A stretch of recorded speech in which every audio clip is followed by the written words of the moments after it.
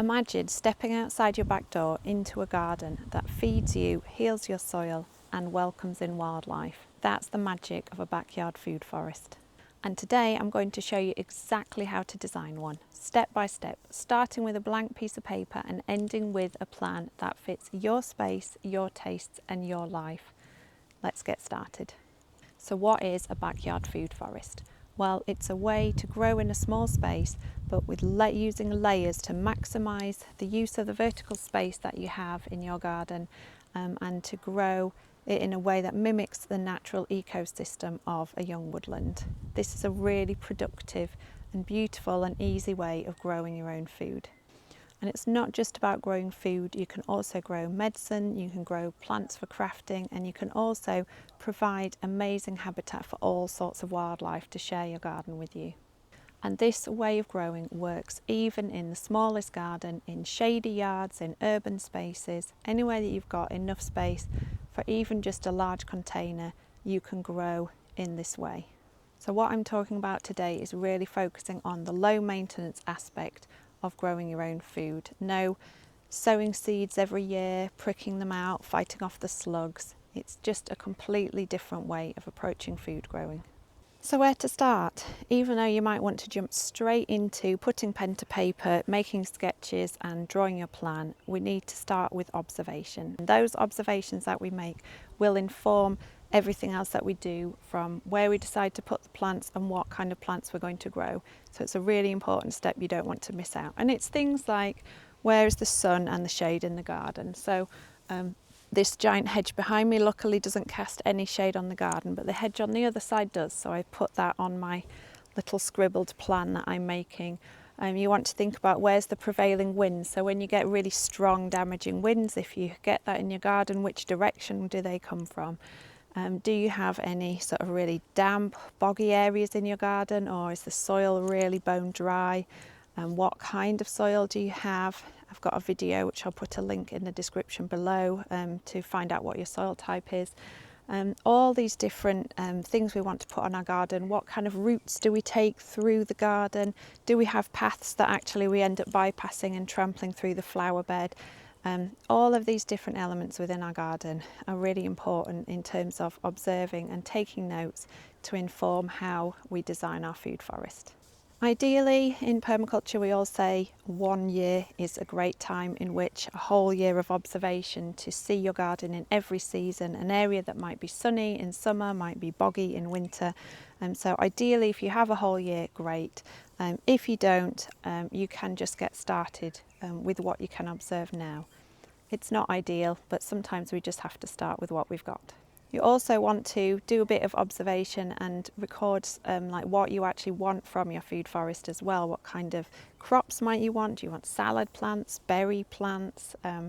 All these kind of things want to go into your observation notes.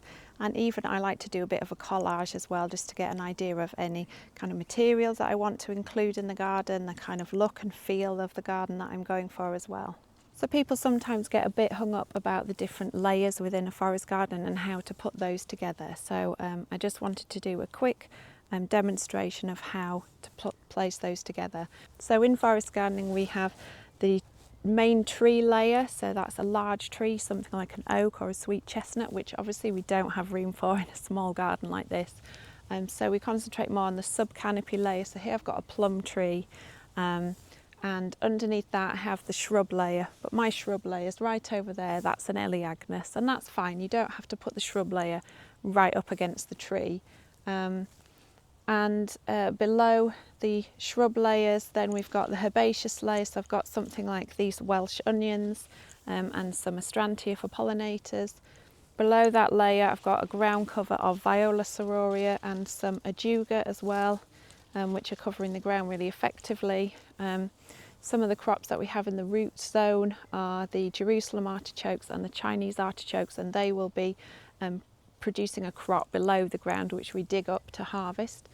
And then growing up through all of those, here I've got a groundnut which is climbing up this Astrantia because I haven't actually given it anything to climb up yet. And in the background I've got an obelisk with a Caucasian spinach on.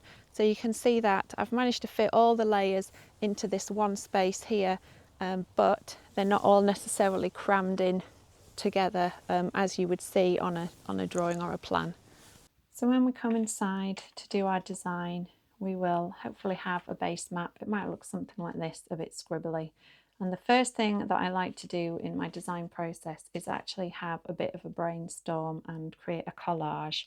I do this for all the different designs that I do. So here's the one for my home food forest, and I've just torn pictures out of magazines and added in images, and it's partly to do with sort of colours. I really like the purples and pinks and yellows and blues, but it's also about activities that I want to carry out. So I've got a little building I would like to have, potting area, somewhere to do outdoor cooking, as well as looking at things like insect attracting herbs, unusual edibles. So I've brought all that together in a collage, and you might like to do this in something like Pinterest or just to write a list, but this is the way that I like to do it.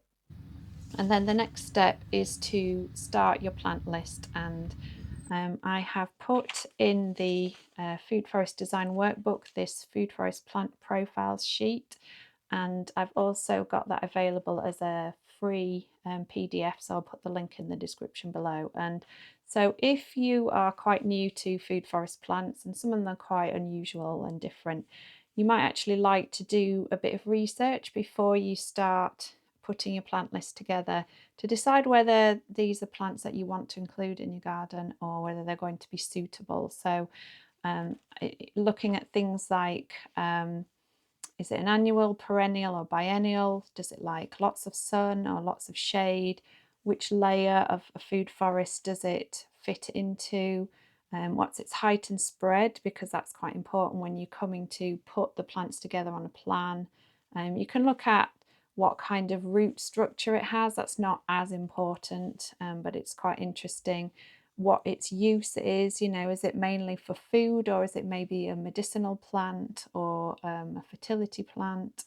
And then also, which part of the plant do you actually use, so you know which part it is you're meant to be eating or saving, and then a little bit to put what time of year you would then be harvesting those. And then when I start my list, it's really important to have a spread of crops throughout, flowers and crops to harvest throughout the year. So a really easy way to do that is to actually just put down the different seasons. You can put winter in here as well if you want.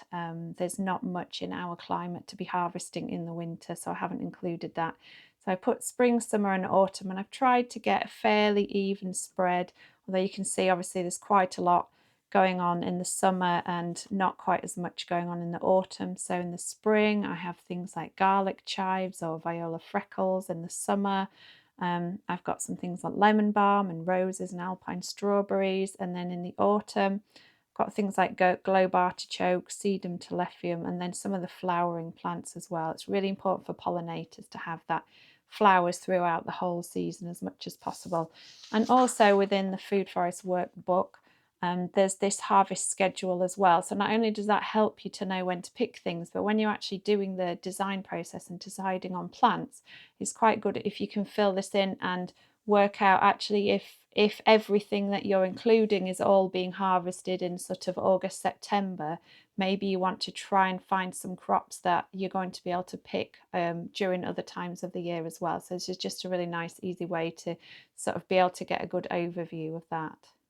And then when it comes to actually drawing up your plan, so you can take this base map and you can put it on some, then draw that out on some graph paper so that you can be really precise about your measurements and how all those plants are going to fit together. But not everybody likes to be that precise and that neat.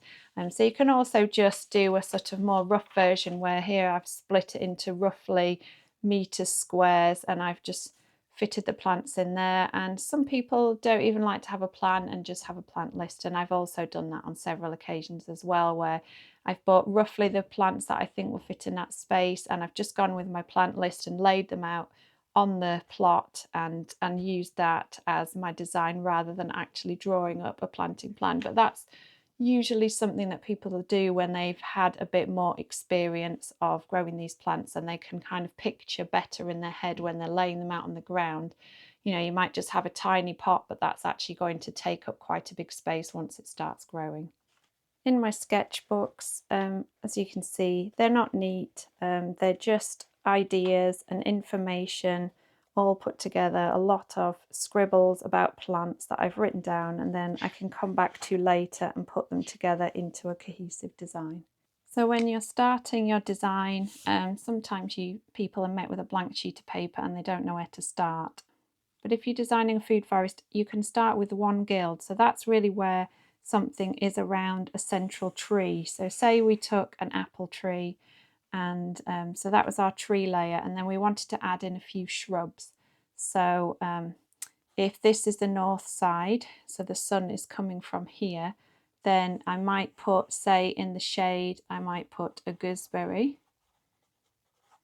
Because they don't mind the shade, they'll tolerate a lot more shade than some other fruits. And then I might put here, I might put a black currant.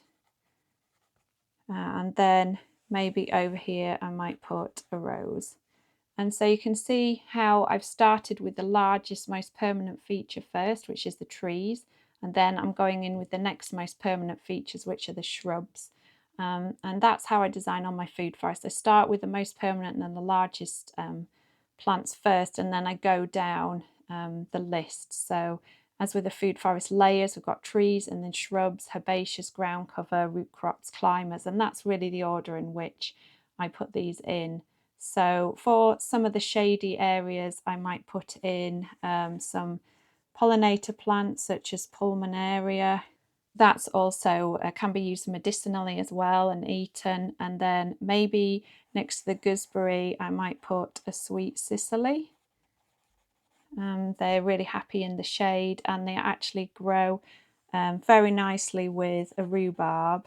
And quite often people put sweet cicely in with rhubarb instead of sugar because it can take some of that tartness away. It's got a nice kind of aniseedy tang to it, so I quite often grow those together. And actually mint will grow fairly well in the shade as well, so I'll put some of that in there. So there I'm starting to layer up some of the herbaceous plants. Maybe in a sort of semi-shade, semi-sun area, I might put some lemon balm. And then I can start to think about some ground cover. So particularly in the shadier parts, I might put some ground cover, like a ground cover comfrey. So that's a much lower growing one than the Bocking 14. And that means I can cut that and use it as mulch on all the other plants as well. And then maybe a ground cover one, I might put in some alpine strawberries. And this is, you know, this is still a kind of sketch. I'm not worrying too much. I might change some of these things later on. And then maybe I'll think about some root crops as well. So here I might put in some Chinese artichokes.